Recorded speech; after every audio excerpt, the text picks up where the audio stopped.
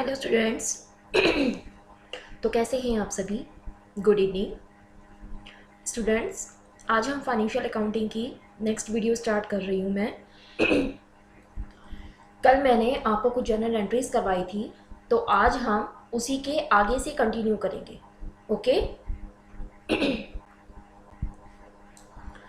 बेटा, एंट्री आपके सामने दिखाई दे रही है, जैसा कि आप देख पा रहे हैं। Withdrew goods for personal use, यानी कि इसका मतलब क्या है बेटा कि पर्सनल यूज़ के लिए माल निकाला गया है बिजनेस से, जिसकी कॉस्ट तो है 400 रुपये, लेकिन जब वो माल अगर आप बाहर बेचते हैं तो उसे आप 400 पे ना बेचकर कितने पे सेल करेंगे? 500 रुपये पर सेल करेंगे।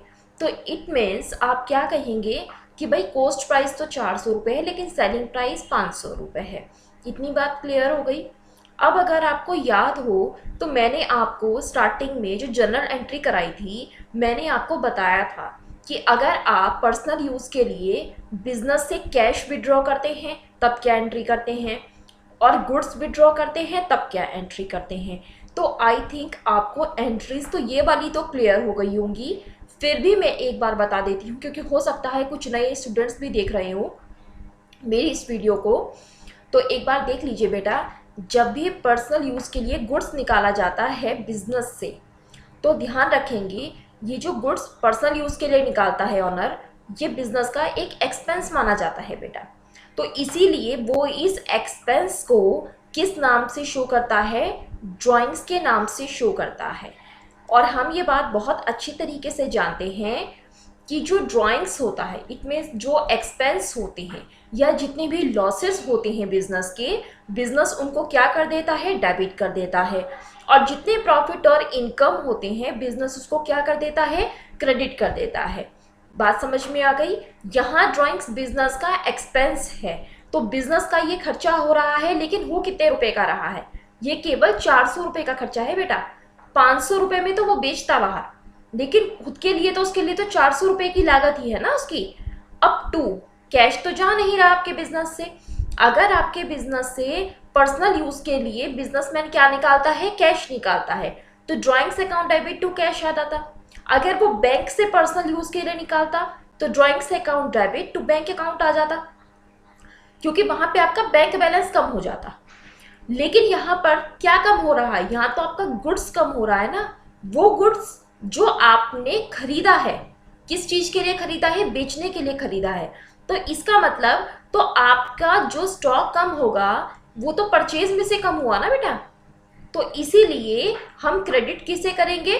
परचेज को क्रेडिट करेंगे, क्योंकि आपने जो माल खरीदा था उस खरीदे हुए माल में से ही आपने 400 रुपये का माल अपने व्यक्तिगत उपयोग के लिए ले लिया। Is that clear? इतनी बात समझ में आई आप सभी को? चलिए हम नेक्स्ट एंट्री पे आगे बढ़ते हैं। अब नेक्स्ट एंट्री में कहता है कि paid salary to mister Amit, an employee 1000 rupees. अब यहाँ देखिए, आपने मिस्टर अमित नाम का जो आपके यहाँ पे एक एम्प्लॉय काम करता है, आपने उसे 1000 रुपये की सैलरी पे की। आपके हिसाब से वो सैलरी है केवल, आपको अमित का नाम याद नहीं रखना है। आपको क्या करना है कि आपने सैलरी पे करी। बिजनेस को ये पता है कि उसने सैलरी दी है, तो उसके लिए सैलरी क्या हो गया? एक्सपेंस हो गया बेटा। ठीक है, तो सैलरी अकाउंट डेबिट टू क्या दिया? बाय चेक तो कहा नहीं। अगर वो कहता कि बाय चेक दिया तो टू बैंक अकाउंट आता, क्योंकि आपके बैंक से पैसे जाते। यहां पर हम क्या मानेंगे ऑटोमेटिकली कि कैश दिया गया है, तो इसीलिए आपका कैश का बैलेंस कम हो गया ना बेटा। तो यहां पर एंट्री क्या कर देंगे? 1000 रुपीज से एंट्री हो जाएगी। इतनी बात समझ में आ गई आप सभी को? अब आगे चलते हैं। आगे कहता है कि paid rent to mister Sahil landlord by cheque of 1000 rupees. यहाँ पे देखिए, पहली बात, बिजनेस का एक्सपेंस क्या है? रेंट। आपने रेंट दिया, किसे दिया? मिस्टर साहिल को दिया। मिस्टर साहिल कौन है? लैंडलॉर्ड है। आपने रेंट किसी को भी दिया हो, आपके बिजनेस के लिए रेंट क्या है? एक एक्सपेंस है। उसे ये पता है कि एक्सपेंस को डेबिट करना है। ठीक है, तो रेंट तो एक्सपेंस हो गया। अब इस बात से मैटर नहीं करता आपने किसे दिया। ठीक, बिजनेस को मैटर नहीं करता। बिजनेसमैन के लिए लिखना जरूरी है, वो अपने अलग मेंशन करेगा, इस चीज को अलग रिकॉर्ड मेंटेन करेगा लेकिन बिजनेस के पर्सपेक्टिव से अगर देखा जाए तो बिजनेस के लिए रेंट एक खर्चा है, उसे केवल खर्चे और इनकम का ध्यान रखना है। तो खर्चा वो क्या कर देगा, डेबिट कर देगा। अब बात ये आती है कि उसने जो पेमेंट किया है वो कैश में किया है, चेक किया है। बाय चेक के थ्रू उसने पेमेंट किया है। जब उसने बाय चेक पेमेंट किया है तो इसका मतलब जो बैंक से पैसे जाएंगे तो बैंक का बैंक बैलेंस कम हो जाएगा ना। किसका बैंक बैलेंस कम होगा, बिजनेस का बैंक बैलेंस कम हो जाएगा। ठीक है, तो एंट्री क्या करेंगे यहाँ पर, रेंट अकाउंट डेबिट, कितने से डेबिट करेंगे, 1000 रुपीज से। और टू में क्या आएगा, कैश तो पेमेंट नहीं करा। अगर बिजनेस कैश में पेमेंट करता तो टू कैश अकाउंट कर देता क्योंकि बिजनेस से कैश जाता, लेकिन यहाँ पर तो चेक जा रहा है, इसका मतलब बैंक से पैसे जा रहे हैं, तो बैंक बैलेंस कम हो गया बेटा। तो टू बैंक अकाउंट 1000 रुपीज से हम एंट्री कर देंगे। ठीक है, इस बात को हम एक इस तरह से समझ सकते हैं कि जितने एक्सपेंसेस होते हैं उन्हें क्या कर देते हैं बेटा, हम डेबिट कर देते हैं। और जो जहां से पैसे जा रहे हैं, यानी कि यहां से हमारे पैसे जा रहे हैं, देने वाला कौन है, बैंक है ना, तो इसलिए हमने टू बैंक अकाउंट कर दिया। बैंक किस तरह का है, पर्सनल अकाउंट है। और इस बात को अगर हम दूसरी तरीके से समझे, अगर हम मॉडर्न मेथड के हिसाब से समझे, मैं वो भी एक बार समझा दूं, मॉडर्न मेथड के हिसाब से समझे तो वहां पर क्या रूल था कि जितने एसेट्स अगर बढ़ती हैं, अगर एसेट बढ़ती हैं तो आप उन्हें क्या करते हैं, डेबिट करते हैं। लायबिलिटी बढ़ती है तो क्या करते हैं, क्रेडिट करते हैं। अगर एक्सपेंस बढ़ता है तो आप उसे क्या करते हैं, डेबिट करते हैं। यहां आपका एक्सपेंस बढ़ रहा है इसलिए आपने एक्सपेंस को क्या कर दिया, डेबिट कर दिया है। और एसेट अगर कम हो रही है, बैंक तो आपकी एसेट हुई ना बेटा, एसेट कम हो रही है, देखो एसेट बढ़ी तो डेबिट, और एसेट घट गई तो क्या कर दोगे, क्रेडिट कर दोगे। तो यहाँ आपकी एसेट घट रही थी, यहाँ क्या थी, आपकी एसेट डिक्रीज हो रही है, इसलिए आपने उसको क्या कर दिया, क्रेडिट कर दिया। और यहाँ पर आपका जो एक्सपेंस है बेटा बिजनेस का वो बढ़ रहा है, तो इसलिए आपने उसे क्या कर दिया है, डेबिट कर दिया है। क्या इतनी बात क्लियर हो गई, आगे चलते हैं। नेक्स्ट एंट्री है, नेक्स्ट आपका क्वेश्चन है बेटा स्टार्ट। हम ये जनरल एंट्रीज कर रहे हैं, किसकी बुक्स में कर रहे हैं, एक दिल्ली फर्नीचर मार्ट्स नाम की एक शॉप है वहां पर कर रहे हैं, दिल्ली की एक फर्नीचर मार्ट्स है, उसकी बुक्स में जनरल एंट्रीज की जा रही हैं। ठीक है, तो हम स्टार्ट करते हैं अपनी फर्स्ट एंट्री से। ये जो एंट्रीज की जा रही हैं ये 2014 में की जा रही हैं, जिसमें 1 जनवरी को जो ट्रांजेक्शन हुई है बिजनेस की वो क्या हुई है, started business with cash 10,000 rupees. इसमें क्या है बेटा, सबसे पहले 2014 की बात है, 1 जनवरी की, 1 जनवरी में बिजनेस स्टार्ट किया गया, क्या लगाकर, कैश लगा के स्टार्ट किया गया। तो ये एंट्री मैंने पहले करा रखी है आपको कि अगर बिजनेस स्टार्ट करते हैं कैश लगाकर तो उस कंडीशन में बिजनेस में क्या आया, बिजनेस में क्या चीज आई है, बिजनेस में क्या आया है, कैश आया है। तो इसलिए हम कैश अकाउंट क्या कर देंगे, डेबिट कर देंगे। कितने रुपए का कैश आया बिजनेस में, 10,000 रुपए का कैश आया। अब सवाल यह है कि आया कहाँ से है, ये कैश कहाँ से आया, आपको बुक्स में ये भी तो मेंशन करना होगा ना। तो कैश आया बेटा जो कैपिटल बिजनेस में इन्वेस्ट की गई है। स्टार्टिंग में जो पूंजी निवेश की जाती है, जो कैपिटल इन्वेस्ट किया जाता है नए बिजनेस को खड़ा करने में, तो वो वहां से पैसा आया है। तो क्या लिखेंगे, to capital account. Is that clear, ये 10,000 रुपीज से एंट्री हो गई, ये डेबिट में हो गई है, ये क्रेडिट में एंट्री हो गई। ईयर यहाँ पे 2014 है और ये 1 जनवरी की एंट्री है। आई थिंक एक पॉइंट क्लियर हो गया होगा। नेक्स्ट पे आते हैं, 1 जनवरी को कैपिटल लगाई है। अब 2 जनवरी में क्या हुआ, 2 जनवरी में बैंक में डिपॉजिट किए 9,000 रुपीज। इसका मतलब क्या हुआ कि 9,000 रुपये बैंक में डिपॉजिट किए हैं। तो आप ये देखिए बेटा कि 2 जनवरी में आपके बिजनेस में क्या आया, क्या आया, पाने वाला कौन है, आप ये देखो पाने वाला कौन है, ये 9,000 रुपये कौन है पाने वाला, बैंक पाने वाला है। तो इसीलिए बैंक अकाउंट हम क्या कर देंगे, डेबिट कर देंगे। कितने रुपए से करेंगे, 9,000 रुपीज से। बैंक एक पर्सनल अकाउंट में आता है, ध्यान रखना, बैंक एक संस्था है, एक ऑर्गेनाइजेशन है, वो एक पर्सनल अकाउंट में आता है। और पर्सनल अकाउंट का रूल होता है डेबिट द रिसीवर, पाने वाले को डेबिट करते हैं एंड क्रेडिट द गिवर, देने वाले को क्रेडिट करते हैं। तो यहाँ पाने वाला बैंक है, इसलिए उसे क्या कर दिया है, डेबिट कर दिया। अब बिजनेस से क्या जा रहा है, बिजनेस से जा रहा है कैश, तो जाने वाले को क्या करते हैं, क्रेडिट करते हैं। क्यों, कैश एक रियल अकाउंट का एग्जाम्पल है, कैश रियल अकाउंट का एग्जाम्पल है। और रियल अकाउंट का रूल होता है कि जो चीज बिजनेस में आती है उसे डेबिट कर दो और जो चीज बिजनेस से जाती है उसे क्रेडिट कर दो। तो यहाँ बिजनेस से जा रहा है कैश, तो इसलिए हमने कैश को क्या कर दिया है, क्रेडिट कर दिया है। नेक्स्ट एंट्री पे चलते हैं, तो 3 जनवरी की एंट्री है, 3 जनवरी की एंट्री है। और 3 जनवरी में ट्रांजैक्शन जो हुई है, देखेंगे ध्यान से, purchased machinery for 5000 rupees from Jawahar and gave him a cheque for amount. अब यहाँ देखिए, जवाहर से मशीनरी परचेज की है जिसकी लागत है 5000 रुपए। इट मीन्स आपने 5000 रुपए में एक मशीनरी परचेज की है and gave him a cheque for amount, और आपने उसके लिए उसे क्या दिया है, एक चेक दिया है उतनी रकम का। मीन्स आपने 5000 रुपए का चेक दिया। चेक देने का मतलब है कि पैसे कहाँ से जाएंगे, आपके बैंक से पैसे जाएंगे।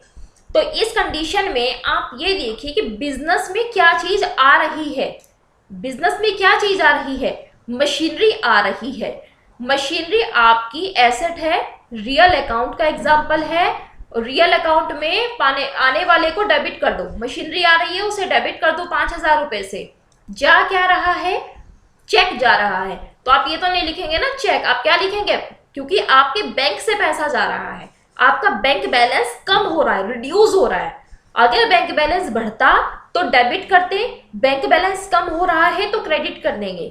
ठीक है, तो टू बैंक अकाउंट क्या कर देंगे बेटा, टू बैंक अकाउंट कितने रुपए से एंट्री करेंगे, 5000 रुपीज से एंट्री हो जाएगी। नेक्स्ट एंट्री है 5 जनवरी की।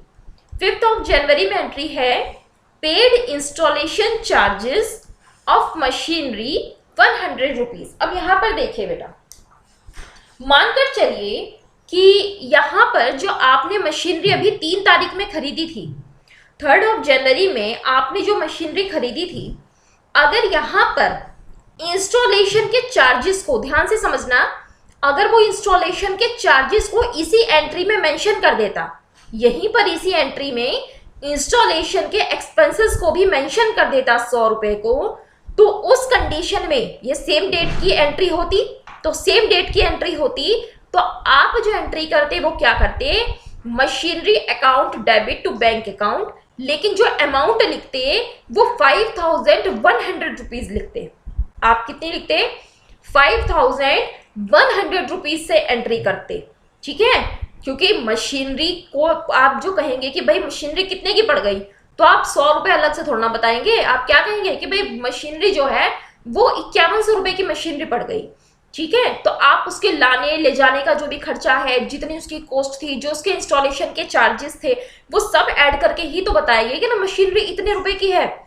लेकिन यहाँ पर क्या है, यहाँ पर जो पेड हो रहे हैं इंस्टॉलेशन के चार्जेस, वो 100 रुपए 5 जनवरी को पे हो रहे हैं। ठीक है, और यहाँ पर एक डिफरेंस और क्या था कि यहाँ पर जो मशीनरी का आपने पेमेंट किया था वो बाय चेक पेमेंट किया था, जबकि यहाँ पर जो पेमेंट हो रहा है वो बाय कैश पेमेंट हो रहा है। कैसे हो रहा है, बाय कैश पेमेंट हो रहा है। तो इस कंडीशन में आप जो एंट्री करेंगे वो करेंगे बेटा machinery account debit, machinery account debit to cash account, machinery account debit to cash account 100 रुपए से आप एंट्री कर देंगे, क्योंकि बेटा ये मशीनरी में ही ऐड होगा पैसा, लेकिन क्योंकि अलग अलग डेट में है तो इसलिए इसकी 2 एंट्री करनी पड़ेंगी। और यहां पर जब आप लिखेंगे नरेशन में तो लिखेंगे being installation charges paid, being installation charges paid. यहां से जब आप नरेशन लिखेंगे तो क्लियर हो जाएगा कि आपने यहां पर इंस्टॉलेशन के 100 रुपए लिखे हैं। ठीक है, आगे आ जाता है बेटा नेक्स्ट एंट्री में, purchased timber from Naveen of the list price of 2000 rupees. अब यहां देखिए, उसके बाद में आपने 20 जनवरी को एंट्री करी है, 20 जनवरी को आपने ट्रांजैक्शन करी है, मतलब लेन देन जो आपका हुआ है वो 20 जनवरी को हुआ है। इसमें क्या रखा है कि आपने नवीन नवीन नाम के एक व्यक्ति से टिम्बर परचेज किया है, जिसका लिस्ट प्राइस तो था 2000 रुपए, 2000 रुपीज का उसका लिस्ट प्राइस था, लेकिन ही अलाउड 10% ट्रेड डिस्काउंट, लेकिन उसने 10% का ट्रेड डिस्काउंट अलाउ किया है। तो इसका मतलब क्या हुआ है कि 2000 रुपए में नहीं पड़ा आपको वो टिम्बर कितने में पड़ा आपको? मैंने आपको कल बताई थी बात कि ट्रेड डिस्काउंट को बुक्स में मेंशन नहीं किया जाता, बुक्स में मेंशन करते हैं ओनली कैश डिस्काउंट को, ट्रेड डिस्काउंट को बुक्स में मेंशन नहीं करते हैं। ठीक है, यहां बात कैश की नहीं हो रही है, यहां बात ट्रेड डिस्काउंट की हो रही है। तो यहां पर जब आप वैल्यू निकालेंगे सबसे पहले आप लिखेंगे लिस्ट प्राइस। ये काम वर्किंग नोट में होगा बेटा। लिस्ट प्राइस कितना है? 2000 रुपए का है, लेकिन इसमें से लेस कर दो जो आपका ट्रेड डिस्काउंट है, कितने परसेंट का है? 10% का है। तो 2000 का 10% निकालोगे तो 20 रुपये 2000 का 10% निकालोगे बेटा तो 200 रुपये आ गया। ठीक है, तो कितना आया? यानी कि 1800 रुपए में आपको वो टिम्बर पड़ गया। ये इनवॉइस प्राइस निकल गया बेटा। ठीक है, ये निकल गया इनवॉइस प्राइस। अब आपको यहां ये देखना है, अब आपने प्राइस तो निकाल लिया कि भाई टिम्बर आपको 1800 में पड़ा है। ठीक, इसका मतलब आपको 1800 रुपए पेमेंट करने हैं। अब ये सवाल आता है कि आपने जो ये ट्रांजेक्शन की है, ये क्रेडिट ट्रांजेक्शन है या कैश ट्रांजेक्शन है, आपको ये आइडेंटिफाई करना होगा। तो यहां पर ये तो नहीं कह रखा ना कि उसने पेमेंट किया, पेमेंट की तो कहीं कोई बात नहीं है। नवीन के बारे में कह रखा है कि नवीन से खरीदा, तो इसका मतलब क्या हुआ कि आपने उधार खरीदा है बेटा। तो जब आपने उधार खरीदा है तो आपके बिजनेस में क्या आया? टिम्बर आया ना। तो आप एंट्री क्या करेंगे? टिम्बर अकाउंट डेबिट टू उस व्यक्ति का आपको नाम याद रखना पड़ेगा जिसको आपको भविष्य में पेमेंट करना है। पेमेंट किसे करना है? नवीन को करना है। तो टू नवीन या फिर टू नवीन्स अकाउंट। ठीक है, कितने रुपए का? 1800 रुपए का। नवीन आपका क्या है? नवीन आपका क्रेडिटर है, डेटर है? नवीन आपका क्रेडिटर है बेटा, ये आपका लेनदार है। ठीक है, और ये आपकी क्या है? ये आपकी एसेट है। एसेट बढ़ गई तो डेबिट कर दिया और लायबिलिटी बढ़ गई तो क्रेडिट कर दिया। क्लियर? चलिए अब आगे चलते हैं। नेक्स्ट एंट्री है बेटे 23 जनवरी की। 20 जनवरी के बाद में आपने जो एंट्री करी है वो 23 जनवरी को करी है। Furniture costing 500 rupees was use in furnishing the office. अब यहां देखिए, ये जो बिजनेस है बेटा, ये फर्नीचर का बिजनेस है। हम जिसकी बुक्स में एंट्री कर रहे हैं वो एक फर्नीचर की शॉप है। ठीक है, वो फर्नीचर सेल करता है। अब ध्यान से समझो, फर्नीचर उसके लिए क्या हुआ? फर्नीचर उसके लिए गुड्स हो गया। क्या हो गया उसके लिए? फर्नीचर गुड्स हो गया। जो फर्नीचर का व्यापार करने वाला जो व्यक्ति है उसके लिए फर्नीचर गुड्स हुआ, माल हुआ। अब उसने क्या किया? उसने अपने ऑफिस को फर्निश करने के लिए 500 रुपए की लागत के फर्नीचर का उपयोग कर लिया। तो इसका मतलब क्या हुआ? इसका मतलब ये हुआ कि उसने पर्सनल यूज के लिए किया नहीं है, उसने क्या किया? उसने ऑफिस यूज के लिए इसका खर्चा यूज किया है। क्या किया है? ऑफिस यूज के लिए यूज किया है इसने।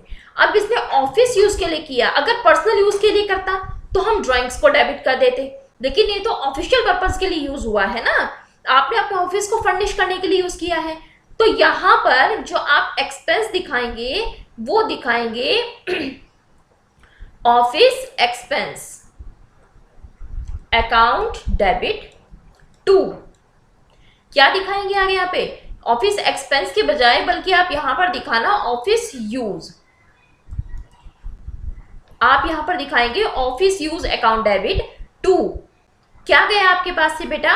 परचेज, क्योंकि आपने जो फर्नीचर खरीद के रखा था बेचने के लिए वो क्या हो गया? उसका स्टॉक कम हो गया। तो टू परचेज अकाउंट कितने रुपए से? 500 रुपए से डेबिट और 500 रुपए से क्रेडिट में एंट्री कर देंगे। नेक्स्ट आ जाते हैं बेटे 25 जनवरी को जो एंट्री हुई थी। 25 ऑफ जनवरी में जो एंट्री की गई है जो ट्रांजैक्शन हुई थी वो क्या हुई थी? Sold furniture to Naresh. Furniture बेचा किसे? नरेश को, जिसका लिस्ट प्राइस था 1000 रुपए। इसका मतलब उस फर्नीचर का लिस्ट प्राइस कितना था, 1000 रुपये था, एंड अलाउड हिम, आपने उसे डिस्काउंट दिया, allowed him 5% trade discount, cash discount की तो बात नहीं हुई। इसका मतलब ट्रेड डिस्काउंट को बुक्स में शो नहीं करेंगे, ठीक है। तो ट्रेड डिस्काउंट को बुक्स में शो नहीं करते, वर्किंग नोट जो बनाएंगे, जो वर्किंग नोट बनाएंगे आप, तो उसमें जो लिस्ट प्राइस लिखेंगे, लिस्ट प्राइस कितना है बेटा फर्नीचर का, 1000 रुपये है, और उसमें जो ट्रेड डिस्काउंट है, ट्रेड डिस्काउंट है आपका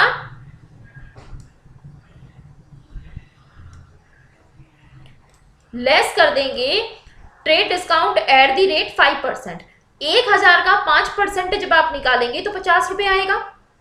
तो इसका मतलब 1000, इसका मतलब बेटा 950 रुपए का क्या हो गया, फर्नीचर हो गया। क्या हो गया बेटा, 950 रुपए का फर्नीचर हो गया जो आपने बेचा। ये इनवॉइस प्राइस है। ये कौन सा है, इनवॉइस प्राइस। आप जो एंट्री करेंगे वो इतने रुपए से करेंगे। इसका मतलब अब यहाँ पे बात क्या आती है दूसरी, किस तरह की ट्रांजेक्शन है, क्रेडिट ट्रांजेक्शन है या फिर कैश ट्रांजेक्शन है। क्या पता चल रहा है देखकर, यहाँ पे कैश का तो कहीं कोई जिक्र नहीं है, ना चेक के बारे में कोई बात की गई है। तो हम क्या कहेंगे कि हमने ये जो फर्नीचर सेल किया है ये क्रेडिट में सेल किया है, उधार बेचा है हमने। किसे बेचा है, नरेश को बेचा है ना। तो फर्नीचर पाने वाला कौन हुआ, नरेश। तो एंट्री करेंगे नरेश अकाउंट डेबिट, और टू में क्या कर देंगे, टू में कर देंगे हम फर्नीचर, सॉरी टू में हम क्या कर देंगे, सेल्स, क्योंकि आपके लिए फर्नीचर यहां पर क्या है बेटा, गुड्स है। तो टू में क्या कर देंगे, सेल्स। तो टू सेल्स अकाउंट कितने रुपए से एंट्री करेंगे, 950 रुपए से आप एंट्री कर देंगे। इतनी बात समझ आ गई आप सबको। चलिए आगे चलते हैं। नेक्स्ट एंट्री है बेटा, जो नेक्स्ट ट्रांजेक्शन हुई है वो हुई है 28 जनवरी को।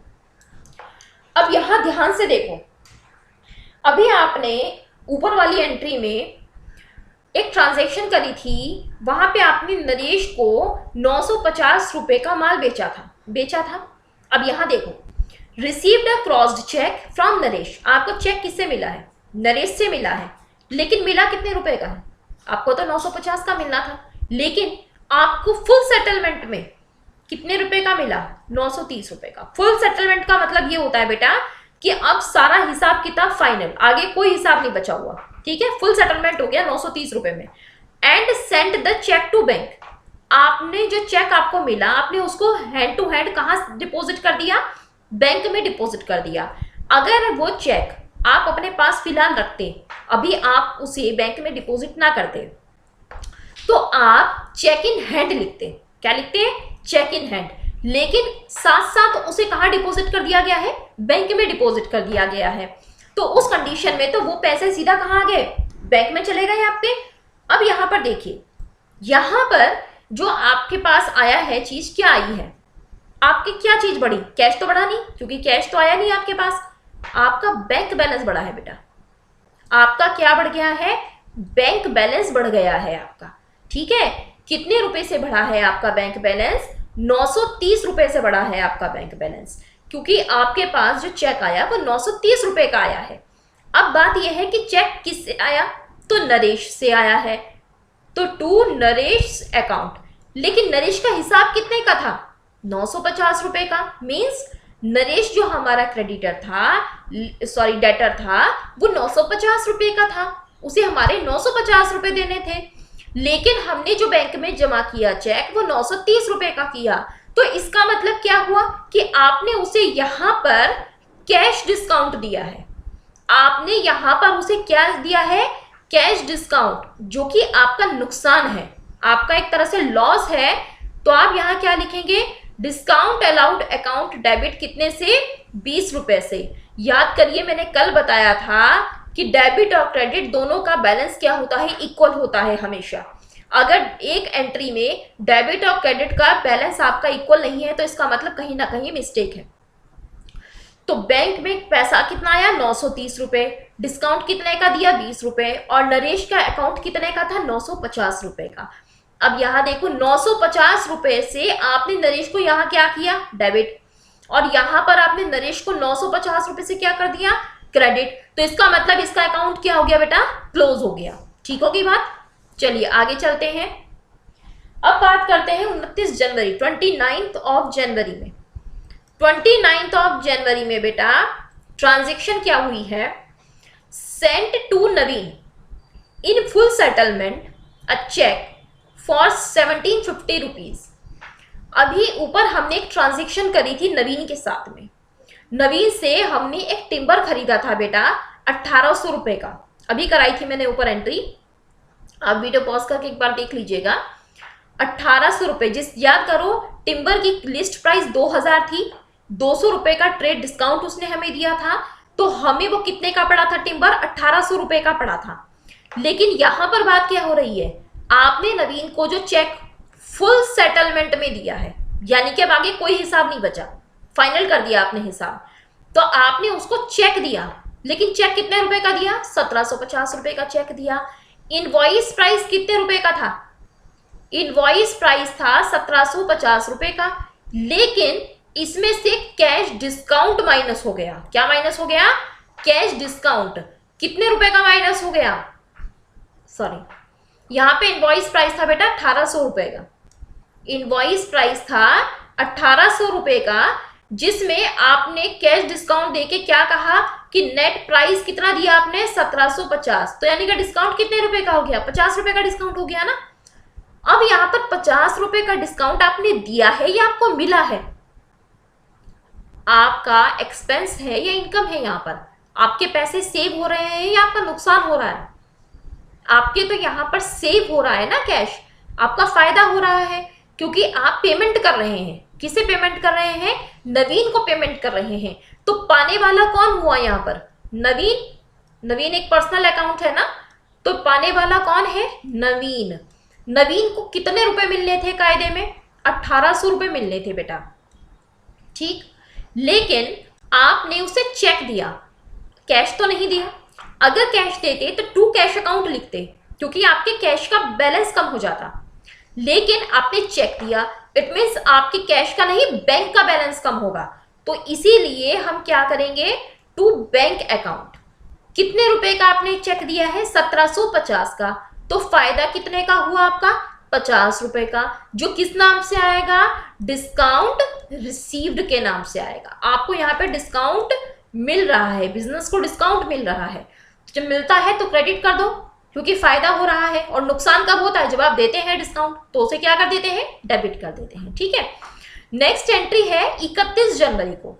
अभी तक आपने जो एंट्रीज करी थी पहले स्टार्टिंग में, अभी जैसे डिस्काउंट वगैरह की भी एंट्रीज जो करी है बेटा, जनरल एंट्रीज जो हम करते हैं वो दो तरीके से करते हैं। एक तो होती है सिंपल एंट्री, सिंपल एंट्रीज, ठीक है, और एक होती है कंपाउंड एंट्रीज। एक होती है सिंपल, एक होती है कंपाउंड एंट्रीज। कंपाउंड एंट्रीज का मतलब होता है, जैसे मैं आपको बताऊं, जैसे ये वाली एंट्रीज है, यहां पर अगर एक ही आइटम डेबिट में हो और एक ही आइटम क्रेडिट में हो, तो वो कहलाती है सिंपल एंट्री। क्या कहलाती है, सिंपल एंट्री कहलाती है। लेकिन अगर डेबिट में या क्रेडिट में एक से ज्यादा आइटम आ जाए, ध्यान से सुनिए, डेबिट में या क्रेडिट साइड में एक से ज्यादा आइटम आ जाए, तो वो कहलाती है कंपाउंड एंट्री। क्या कहलाती है वो, कंपाउंड एंट्री। बस यही काम यहां पर हो रहा है।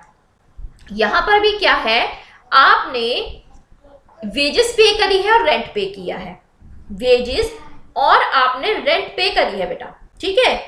तो वेजेस और रेंट जो आपने दिया है, यहां पर दोनों ही खर्चा आपने 31 जनवरी को किया। आपने जनवरी 31 में ये एक्सपेंस की। अगर ऐसा होता कि ये दोनों एक्सपेंस आप अलग अलग डेट में करते, तो आप इन दोनों की कंबाइंड एंट्री नहीं कर सकते थे, क्योंकि दोनों की एंट्रीज अलग अलग हैं। एक एक्सपेंस आप कर रहे हैं 30 में और एक एक्सपेंस आप कर रहे हैं 31 में, तो आप दोनों को मर्ज नहीं कर सकते थे। मर्ज कब कर सकते हैं, जब ये दोनों ही एक्सपेंस आप सेम डेट में कर रहे हो। तो सेम डेट में कर रहे हैं, तो आपने क्या किया, ये दोनों क्या है, आपके एक्सपेंस है, और एक्सपेंसेस को हम क्या करते हैं, डेबिट कर देते हैं। तो यहां पर जो एक्सपेंस है उनके नाम लिखे जाएंगे। वेजेस अकाउंट डेबिट, कितने रुपए का वेजेस पे किया आपने, 350 रुपए का। रेंट अकाउंट डेबिट, रेंट कितने का पे किया है आपने, 200 रुपए का रेंट पे किया है, तो टोटल कितना एक्सपेंस कर दिया आपने, टोटल एक्सपेंस आपने कर दिया है 550 रुपीज का। और ये एक्सपेंस आपने अगर किया होता बाय चेक तो यहां लिखते टू बैंक अकाउंट, लेकिन कुछ नहीं कह रखा है, तो क्या मानेंगे कि बाय डिफॉल्ट क्या है, कैश के थ्रू पेमेंट किया है, तो टू कैश अकाउंट कितने से हो जाएगा, 550 रुपए से 550 रुपीज से पेमेंट हो जाएगा। आई होप कि आप सबको ये पॉइंट सारे क्लियर हो गए होंगे। अब कल कुछ स्पेशल ट्रांजेक्शन्स मैं कराऊंगी, कल कुछ स्पेशल ट्रांजेक्शन्स कराऊंगी, तो आप प्लीज ये जो मैंने क्वेश्चंस कराए हैं इसी तरह के सेम एंट्रीज को आप अपनी बुक्स में करके देखिएगा, तो आप प्रैक्टिस करेंगे तो आपको ही बेनिफिट मिलेगा। जितने आप प्रैक्टिस करेंगे इसकी उतना ज़्यादा ये क्या हो जाएंगे, एक तरह से आपके लिस्ट पे सेट हो जाएंगे। क्लियर हो गई बात? तो बेटा आज यहीं तक रखते हैं। Okay, thank you.